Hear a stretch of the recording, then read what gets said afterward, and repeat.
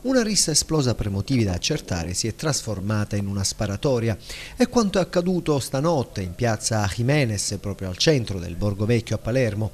Almeno 3 le armi usate. Al culmine della lite la piazza si è trasformata nel teatro di una scena da Far West. Almeno una decina i colpi d'arma da fuoco sparati fra il fuggi-fuggi generale.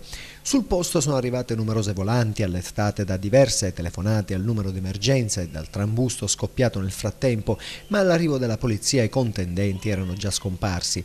A terra gli agenti hanno rinvenuto alcuni bossoli, a prima vista appartenenti a 2 pistole semiautomatiche e un fucile.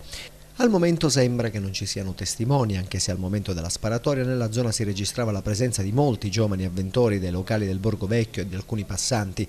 La prima chiamata al 113 risale alle 22, avvertiva di una rissa in corso. Poco dopo sono stati uditi colpi di pistola e fucile, complessivamente una decina. Dai rilievi fin qui effettuati non risultano tracce di sangue nella zona della sparatoria e nessuno sembra aver richiesto l'intervento del 118, circostanze che avvalorano l'ipotesi che la sparatoria non abbia comportato feriti.